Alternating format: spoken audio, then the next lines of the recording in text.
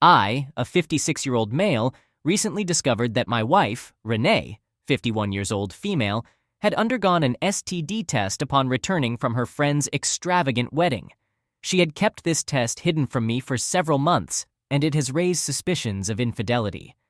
I apologize for jumping to conclusions without concrete evidence or confrontation, but as a couple, there are certain things that may not be disclosed immediately, which can be somewhat understandable.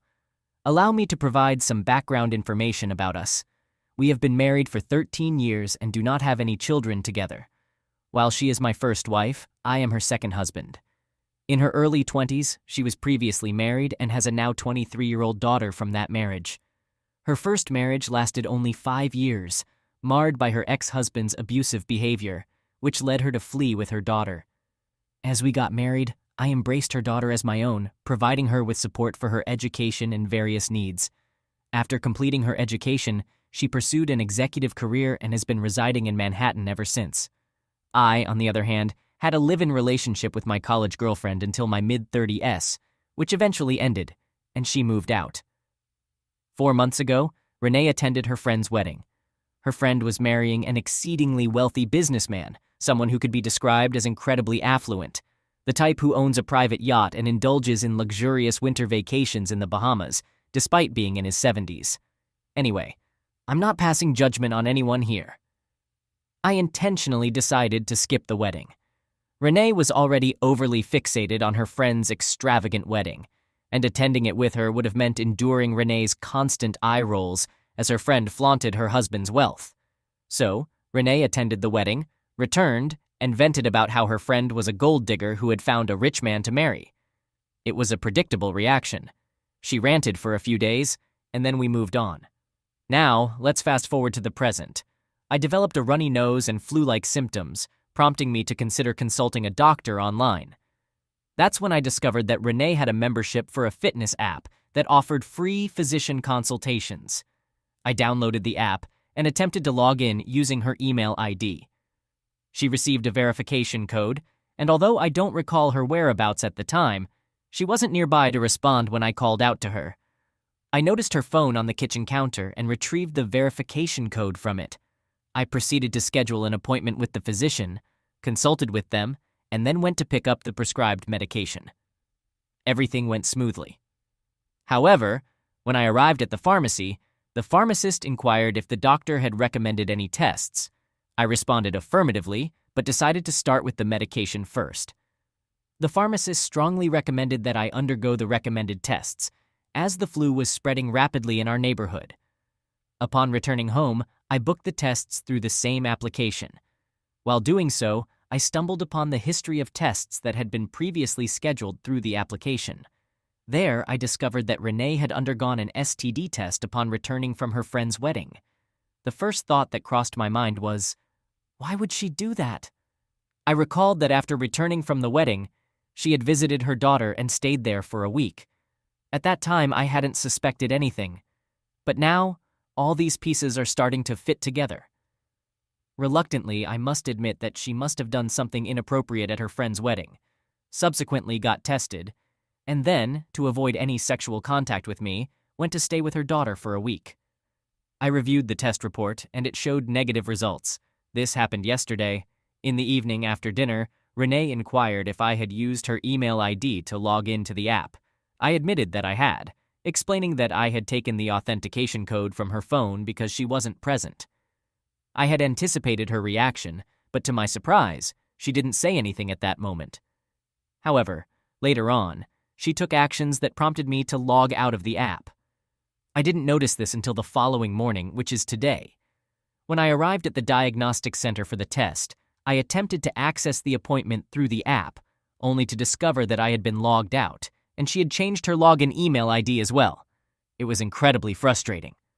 Fortunately, the center had registered the appointment in their system, allowing me to proceed with the test. Upon returning home, I had intended to confront her thoroughly, but she wasn't at home. I called her to inquire about her whereabouts, but she didn't answer. Instead, she texted me, explaining that she was at her mother's and would be back late. I'm currently uncertain about how to channel my anger and frustration. I have strong suspicions that she cheated on me, but a part of me is still open to listening to her and wants to believe that I might be mistaken. Update 1. Hello everyone. I want to express my gratitude for connecting with me. Speaking to all of you during those anxious hours truly helped me find some peace, believe me. Now let me pick up where I left off. Renee didn't return home that night. Instead, she spent the night at her mother's place. Naturally, I grew restless, unable to sleep, and my mind was filled with various unsettling possibilities. The following morning when she came back, I couldn't contain myself any longer. I questioned her about why she had been avoiding me and why she had revoked my access to the application. She acted as though she had no idea what I was talking about. In frustration, I confronted her, asserting that I knew she had taken an STD test after attending her friend's wedding, and I understood the implications. She vehemently denied my accusations, claiming that the test was merely a routine checkup. Although I lacked concrete evidence beyond that report, my intuition strongly suggested that she had been unfaithful. I spoke from my gut feeling, insisting that I knew what she was concealing. Our arguments intensified, with her portraying herself as the victim of false accusations, while I pressed her for a confession. Matters escalated to the point where I threatened to inform her mother and daughter about the tests. I also mentioned that I would contact her friend and reveal that she had slept with her husband. In hindsight, it may have been a rash move, but the situation had become so tumultuous that I had lost my composure. After several rounds of heated arguments, emotional manipulation, and emotional breakdowns, she finally confessed 2 days later. Those 2 days were absolute nightmares for me. She admitted to having hooked up with a dancer at her friend's bachelorette party. She recited the classic line that cheaters often use when caught. It didn't mean anything, and there were no emotional attachments involved. Certainly, but I do feel hurt when she engages with others intimately, even if it's just for fun. I left home and headed to my office, where I run a small consultancy business. It was a quiet Sunday, and the office was deserted, offering me a peaceful space to collect my thoughts. She reached out, apologizing through calls and texts, but it held no significance for me. I ended up living in the office for a week, looking visibly distressed. Everyone noticed my absence at home, my repeated outfit choices, and the few gym t-shirts stashed in my car trunk. Eventually, I returned home, finding Renee there, inquiring about my next steps. She urged us to move forward and promised not to repeat her actions. I expressed that our relationship could never return to its previous state. I wasn't in the right frame of mind to make decisions and needed time to think, perhaps even to move on. I requested solitude during this period and suggested she consider living with her mother or daughter. However, Renee was reluctant to leave. She pleaded for one last chance to mend our marriage, willing to do anything except move out. She proposed spending time together, going on dates, and taking vacations to mend the fractures in our relationship. Spending time with her was the last thing I desired after learning the truth. After careful consideration, I couldn't reconcile with my conscience and opted to relocate my belongings to the guest bedroom, maintaining minimal communication with her. After a few days, she came to inquire about my decision, and I informed her that I was not willing to reconcile with her. She persisted in suggesting we give it another try, but I remained firm in my refusal. I explained that even sharing the same household was becoming untenable for me, and if she didn't leave, I would be the one to move out. She remained resolute about staying in the house and attempting to salvage our marriage. Feeling I had conveyed my stance clearly, I proceeded to pack my belongings and departed. I found temporary lodging in a motel and began searching for affordable rental options. A distant friend of mine had recently put his house up for a short-term lease, so I opted for that and settled into his one-bedroom condo. Since then, I've been living independently. Additionally, someone suggested on my previous post that I should undergo testing due to concerns about potential infection from my wife. I followed that advice, and fortunately, the test results came back negative. Renee initially reached out to me, but I eventually blocked her and requested that she refrain from contacting me. She informed her daughter that I had abandoned her for a trivial reason. She made efforts to mediate our situation. Initially, I avoided divulging the reason, but over time I sensed that she was becoming resentful towards me. Renee had been feeding her falsehoods, so I decided to be honest with her. She's an adult and capable of understanding the situation. She assured me that she wouldn't pressure me into reconciling with her mother, and that she would continue to love me regardless of my decision. She felt angry with Renee for risking our previously stable marriage for a moment of enjoyment. I assured her that I would never force her to choose between Renee and me.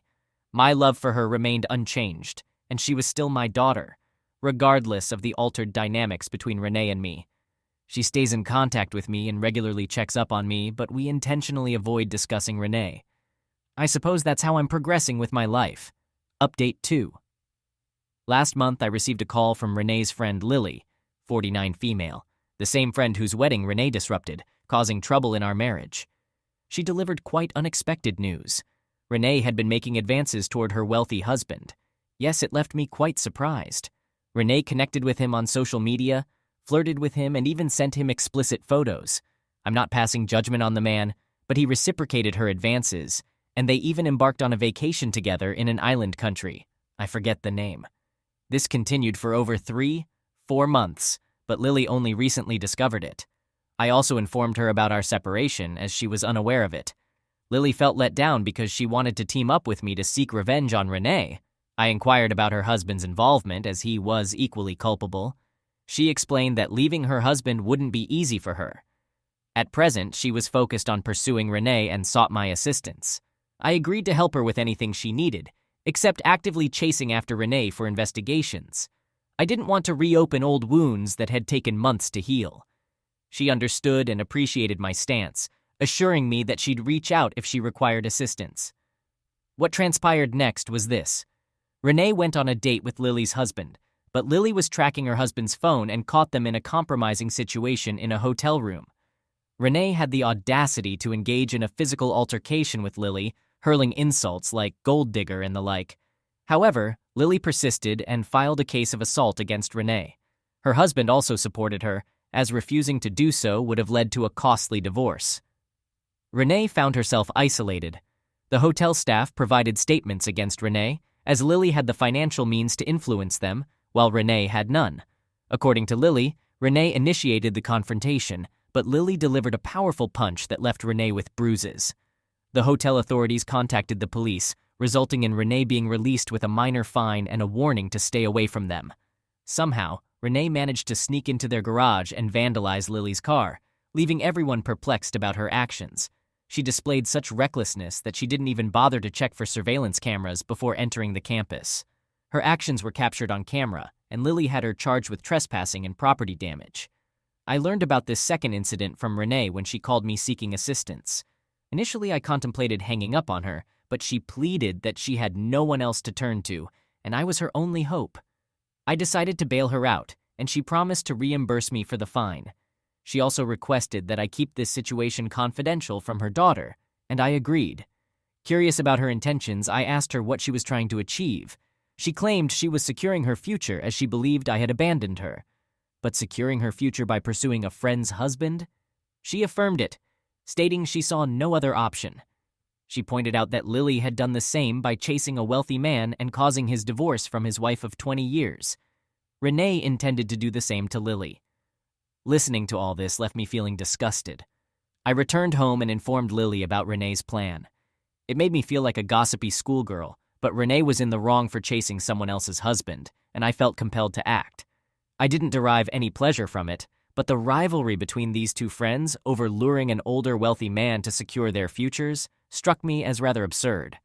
I couldn't help but congratulate the ex-wife of this affluent man for being free of this rat race. A couple of days ago, Renee reached out to me, expressing her desire for a divorce. It's not that I hadn't been contemplating divorce, but I had intentionally been postponing it for 2 reasons. Firstly, I have no intention of marrying again, so the current lack of official divorce doesn't affect me. Secondly, if we were to divorce, Renee would have made substantial demands. I own a business, and aside from the house where Renee resides, there's also an ancestral property that would be divided between my sister and me. Right after our separation, I consulted my attorney about this, and he advised me to update my will, excluding Renee as a beneficiary of my assets. So even if we don't proceed with the divorce and something were to happen to me, Renee wouldn't receive any inheritance.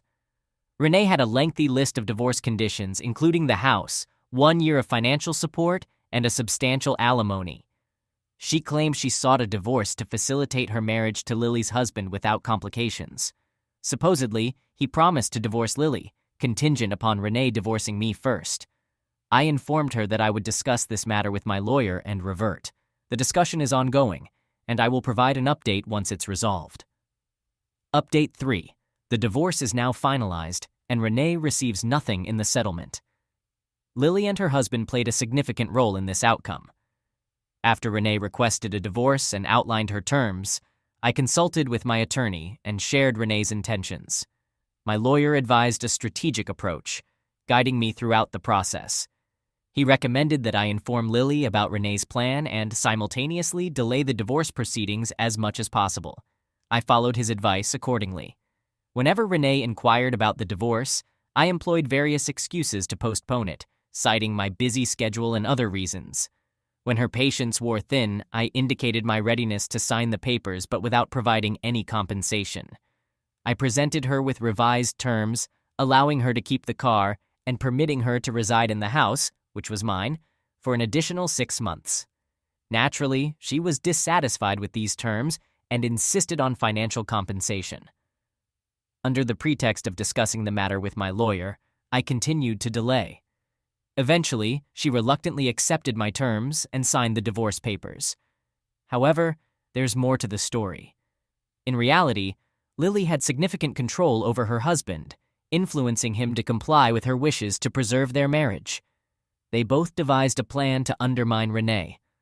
Although her husband was equally involved in the affair with Renee, Lily placed the blame solely on Renee and vowed to ruin her while forgiving her husband.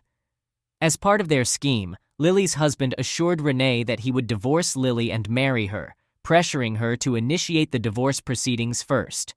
We all shared the same objective, ensuring that Renee wouldn't receive any funds from the divorce. I aimed to protect my finances, while Lily aimed to exact revenge on Renee. Her husband complied with Lily's wishes to salvage their marriage. Renee's naivety led her to fall into their trap. She ultimately agreed to my conditions and signed the divorce papers, paving the way for her to marry Lily's husband. Once this matter was resolved, it was time for Lily's husband to divorce her and marry Renee. However, this is when the truth came to light.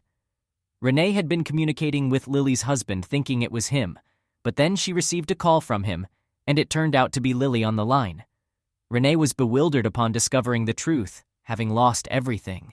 She came to me in a state of defeat, accusing me of being complicit in the plot to take revenge on her. I admitted to it, as it safeguarded my hard-earned money. She attempted emotional manipulation, questioning how I could betray her when she believed I was the only one who would support her. It seemed ironic because she had been the one to engage in secretive affairs and pursue her friend's husband to secure her future. Now, amidst it all, I was portrayed as the antagonist for protecting my own interests. I assured her that I had done nothing wrong in safeguarding my finances. I have fairly compensated her, in fact, more than she deserved. Technically, she shouldn't have received any payment since she cheated on me. Nevertheless, she was driving a car I purchased and residing in my house for over a year, even after our separation. She threatened to inform her daughter about how I supposedly betrayed her and left her destitute. I responded, "Certainly, I can provide her with all the details of how her mother used her assets to secure her future." Before concluding the conversation, she made a threat to sue me for alleged manipulation and obtaining divorce terms through forgery. I'm confident such charges hold no merit, especially now that the divorce is settled. There's little she can do. This all occurred just a week ago, and I now feel more liberated than ever. The divorce is finalized, and in a few months, I will regain possession of my house from Renee. I harbored no desire for revenge against her, and I still don't believe I sought vengeance. I merely safeguarded my finances, and there's nothing wrong with that. Regardless of what others may think, I remain unconcerned. I'm eagerly anticipating a peaceful life and have no intentions of entering into any serious relationships ever again. All right, that was a fun story. Now let's move on to another exciting one. Stay tuned and let's dive in. Second story. I'm a 43-year-old man who has been living in Chicago for the past 2 years because of my work obligations. My wife Jill, who is 39 years old, and our 9-year-old son are still in our hometown of Houston. Before the pandemic hit, I used to co-manage a garage with a friend while Jill held an executive position. While our income wasn't large, it was enough for us to live comfortably in our own house, which was inherited from my family. My parents had retired early and moved to our countryside farm to enjoy a peaceful life surrounded by nature. Every 2 weeks, my father would load up his truck with dairy products, fruits, vegetables, and seasonal crops like potatoes, all grown on our farm, and send them to us. This arrangement allowed us to save a significant amount of money. Life was going well until the sudden impact of COVID-19. We lost everything as the pandemic forced everyone to stay indoors, emptied the streets of cars, and led people to sell their vehicles due to mortgage difficulties. Unfortunately, our garage suffered a similar fate, and we had to close it down and terminate the lease because of challenges with rental payments. Jill's company also shut down, resulting in her losing her job. Our only source of hope was the grains, vegetables, and milk supplied by my parents' farm. Though we had some savings, they were depleting faster than we had expected. Fortunately, government and local community support in the form of sponsored groceries and essential supplies came to our rescue, helping families like ours to cope with these challenging times. When restrictions began to ease, I considered finding a job because reopening the garage under those circumstances seemed impossible. Unfortunately, most garages had permanently closed due to owners struggling with mortgage payments. The few that remained open were not hiring new employees, and the owners were running the business themselves. Jill faced the same situation and couldn't return to her job. After extensive searching and reaching out to various contacts, one of my distant cousins informed me about a job opportunity in Chicago. It was a position at a car manufacturing facility with a good salary, and I had no other choice but to accept it. Our savings were nearly depleted, and the prospects of finding work in Houston were grim. I left for the job, leaving my wife and son behind. The company provided me with food and lodging, and I had 15 days of leave every 6 months to visit my family. The first year went smoothly. Despite the distance, Jill and I remained close. She constantly encouraged me to work harder so we could reunite in Chicago. I resided in a company-provided dormitory, and although the factory was located in the suburbs, it was still costly to bring my family there. We understood it was a long journey, but we held on to hope that we would soon be living together. After long hours at work, talking to Jill was the only thing that rejuvenated and motivated me. Changes began to occur following my last trip back home about 6-7 months ago. During that time, Jill landed a job at a startup company. Initially, I didn't notice any significant alterations except that she wasn't available for me every day. This was understandable since she used to be a homemaker and could always make time for me when I called. With her job, it was unrealistic to expect the same level of availability. However, I did observe some changes in her behavior during my last vacation back home. She became more guarded about herself and her phone.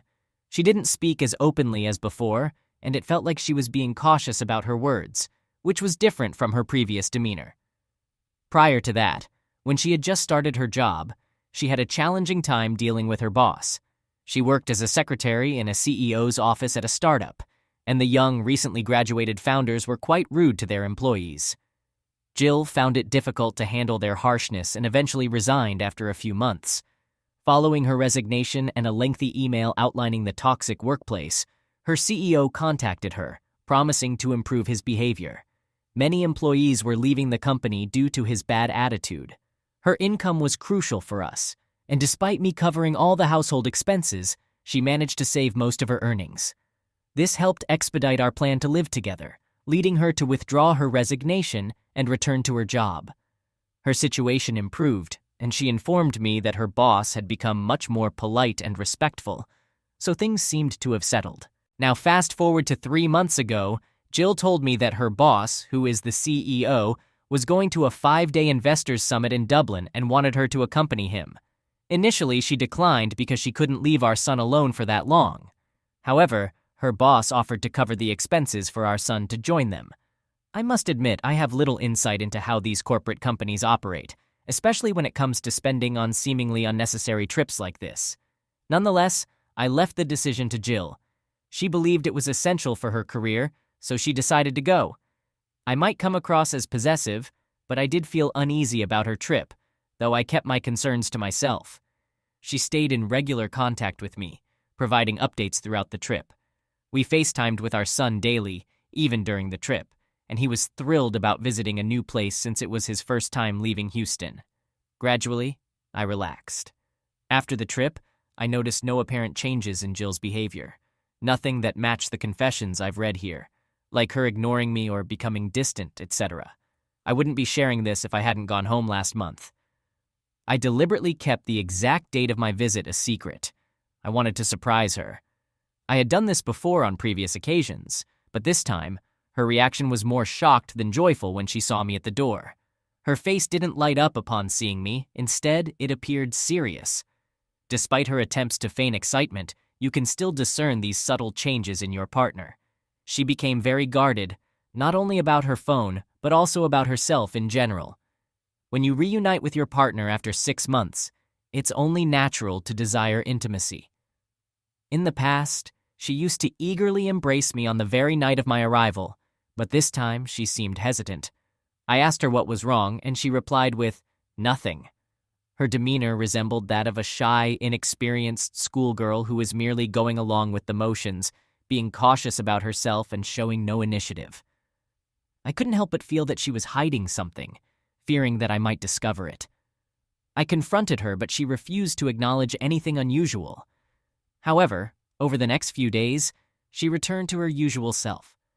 I'm not proud to admit it, but that very night after she fell asleep, I snooped into her phone. To my surprise, I found nothing suspicious. Her conversations with her boss consisted solely of work-related matters, with no questionable phone calls or incriminating content in her gallery. When she was away at work, I questioned my son about the details of the Dublin trip, but he didn't reveal anything out of the ordinary either. I returned to work after the holidays feeling content and relieved.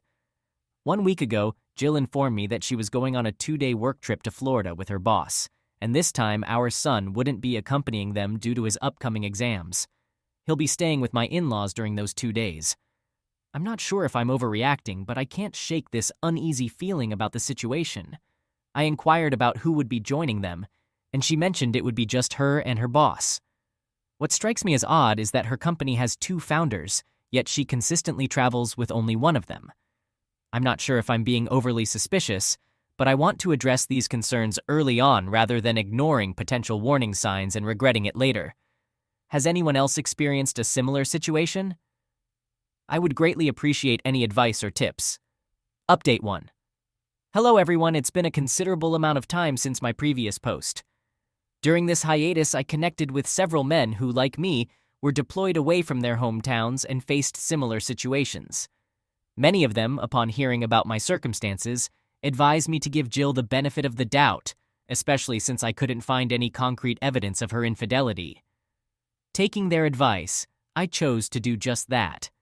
Following her trips to Dublin and Florida, she embarked on numerous work journeys to cities such as Amsterdam and Seattle, interestingly, never visiting Chicago where I reside. A month ago, I received my long-awaited second promotion, which came with a substantial salary increase. I was elated when the news was announced, and I immediately called Jill to share my joy.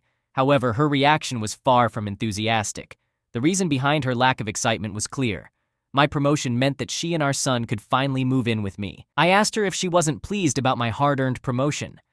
I had dedicated 4 years to this job, often working double shifts, with the sole aim of earning this promotion so that I could reunite with my family. She expressed happiness about the promotion itself, but hesitated about relocating to a new place. She explained that she had put in a lot of effort to rebuild her career, and she didn't want to start over again. I suggested she could find a new job in Chicago, but she wasn't keen on that idea. She mentioned she anticipated a promotion and had put in a tremendous amount of effort to establish herself in the company. Now, she was determined not to leave without securing that promotion. I found it hard to accept because she seemed to be resisting the idea. Personally, if given the chance, I would have gladly left my job to be with my family.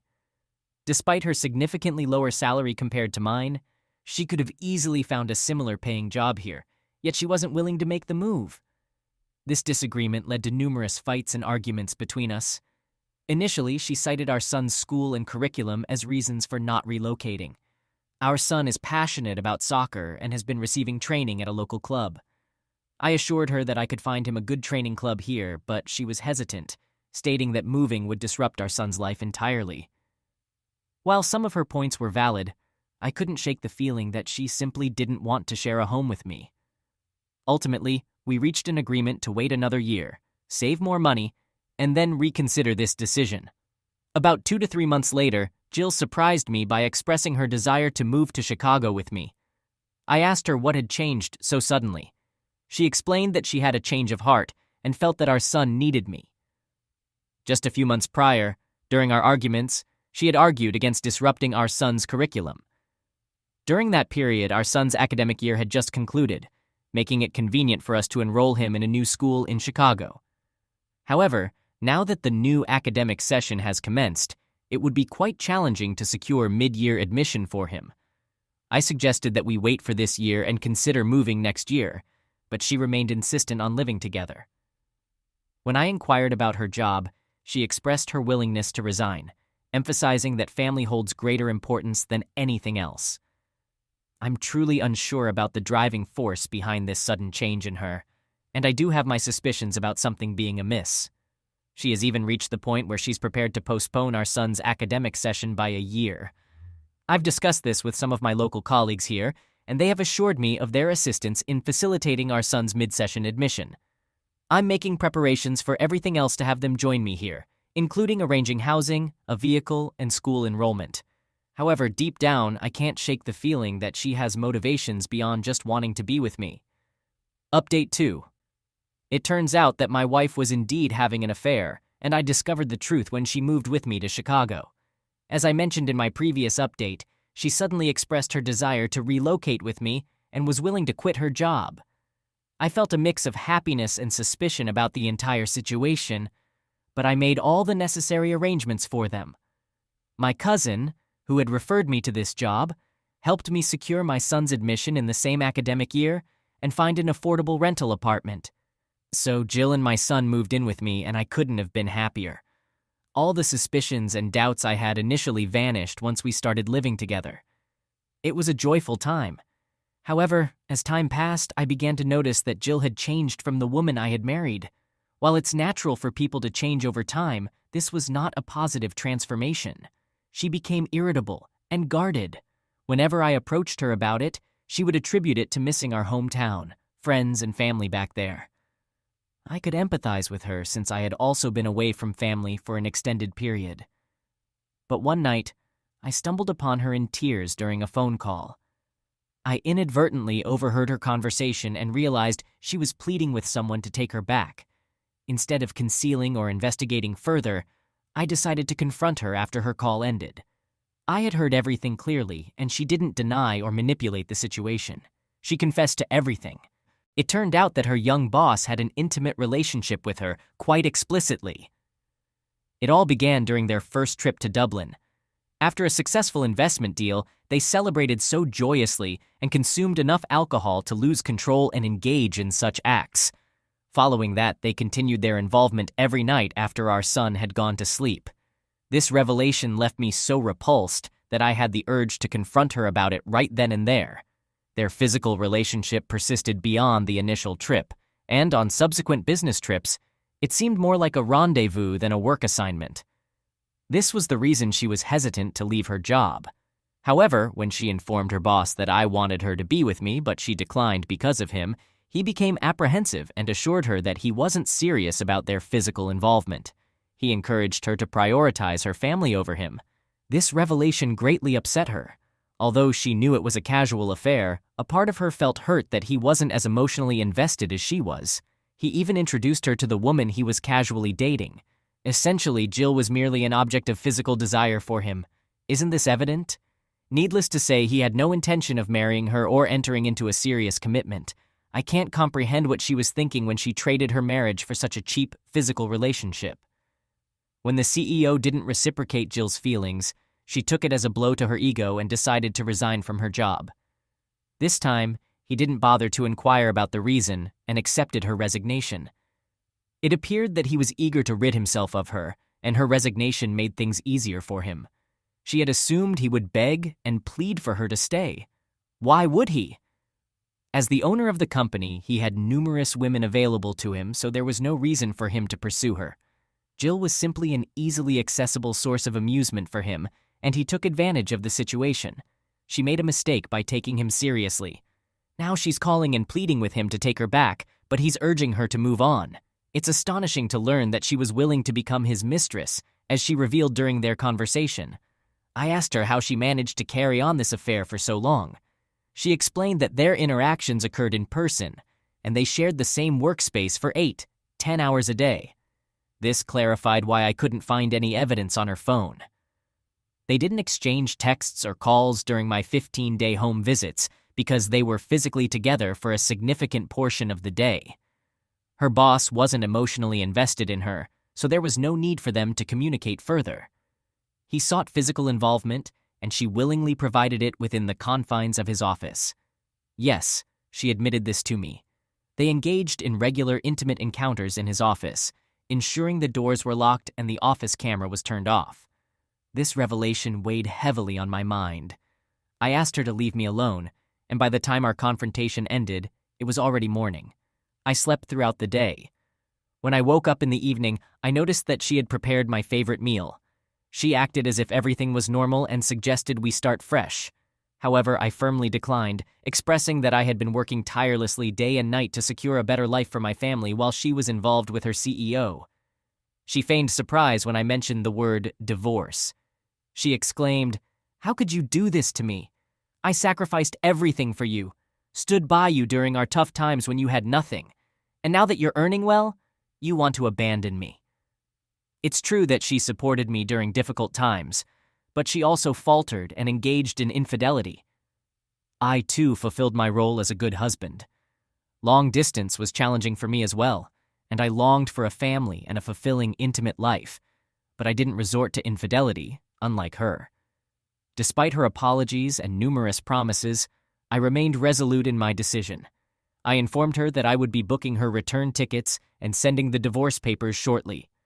Thankfully, I had a prenuptial agreement in place, which will greatly benefit me financially. I'll provide more details in the next update. At the moment, my state of mind is far from stable. I've left our home and have been residing in the company's dormitory. I'll provide a final update once I've sorted out this chaotic situation. Update 3. Hello, everyone. I want to express my gratitude for all the support. Some people have mentioned that I might have missed some red flags and that wives tend to cheat in long-distance relationships. I want to clarify that I was vigilant right from the beginning. I noticed even the slightest change in her behavior and openly discussed it.